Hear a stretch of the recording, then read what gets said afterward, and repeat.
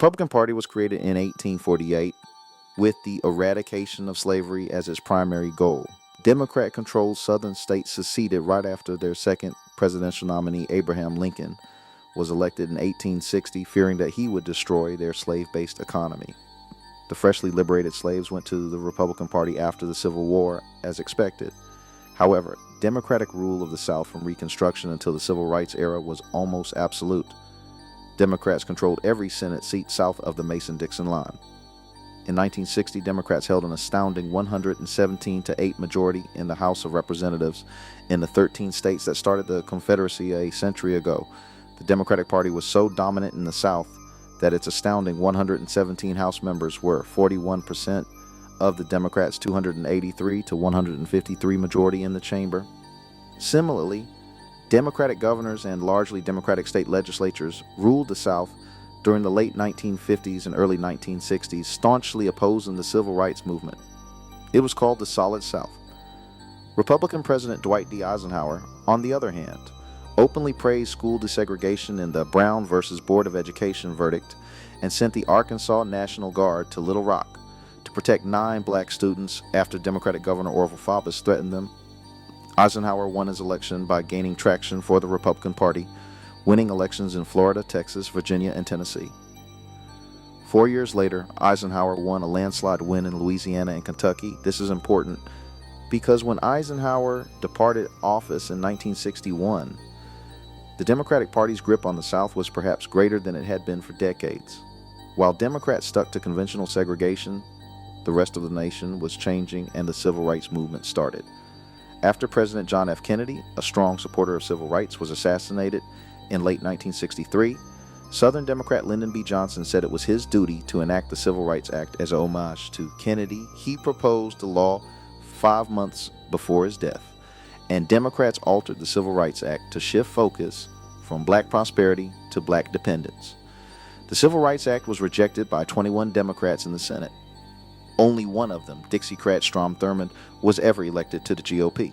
The remainder, including former Ku Klux Klan Exalted Cyclops Al Gore Sr. and Robert Byrd, remained Democrats until the day they died.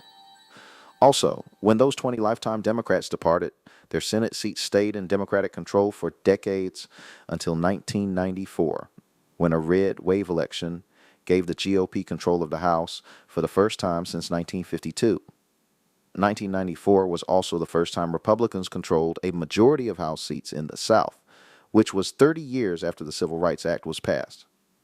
Republicans expanded support in the South from then until 2 more red wave elections in 2010 and 2014. After the 1960 election, the first since the Civil Rights Act's adoption, and the ideal moment for racist Democrat supporters to defect to Republicans, Democrats still enjoyed a 110-20 House advantage in states that had formerly been part of the Confederacy. Remember, that lead was 117-8 in 1960. A gain of 12 seats, half of which are in Alabama, is hardly the dramatic movement that would be expected if racist people suddenly abandoned the Democratic Party in favor of the Republican Party. The truth is, voting patterns in the South did not shift much following the Civil Rights period. Democrats continued to dominate Senate, House, and gubernatorial elections for decades. Alabama did not elect a GOP governor until 1986, Mississippi 1991, Georgia 2002. So how did the switch propaganda emerge? It is based on another destructive myth about Richard Nixon's Southern strategy during his 1968 presidential campaign, which was accused of secretly leveraging white voters' natural prejudice. Democrats refer to Republican Barry Goldwater's 1964 presidential campaign, in which he refused to support the 1964 Civil Rights Act, as evidence that the GOP was aggressively wooing racist Southern supporters. Was his states' rights platform code for segregation's return? Goldwater was a strong supporter of Black Americans' civil rights, voting in favor of the 1957 and 1960 Civil Rights Acts, and even helping organize Arizona's NAACP branch. His opposition to the 1964 Act was due to his view on federal governments impinging on state sovereignty. The Democrat Lyndon B. Johnson campaign capitalized on Goldwater's viewpoint and released an ad named Confessions of a Republican at the height of the 1964 campaign, which very illogically linked Goldwater to the Ku Klux Klan, which, remember, was a Democratic organization.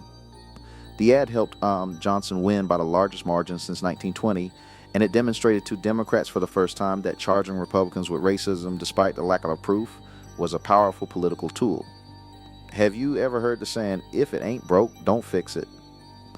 For all of Nixon's alleged love for Southern racists, who continued to vote for Democrats in Senate and House contests that same year, he almost lost the entire South to a Democrat, George Wallace, who won 5 states and 46 electoral votes. Wallace famously stated, "Segregation now and forever," on January 14, 1963, during his inauguration as governor of Alabama. The alleged racist Republicans who voted for Nixon in 1972 also voted for the re-election of Democratic senators in Arkansas, Louisiana, Mississippi, Alabama, and Georgia. The GOP gained just 8 Southern House seats, despite Nixon's record 520 electoral votes. In 1992, Democrat Bill Clinton divided the Southern states with Bush, and in 1996 with Bob Dole. Democrats continued to win House, Senate, and gubernatorial elections. Only in 2000 did Southern voters unanimously back a GOP presidential candidate in the Electoral College. This shift was a gradual, decades-long transition rather than a rapid shift in reaction to the civil rights movement of the 1960s. If racism really made the South Republican, why did it take 30 years for those racist voters to give the GOP a majority of Southern House seats? The true cause for the Republican hold in the South was Republicans Richard Nixon in 1972 and Ronald Reagan, who made conservatism appealing in 1980 and 1984. If the old Democrat segregationists suddenly converted to the Republican Party, it took a long time.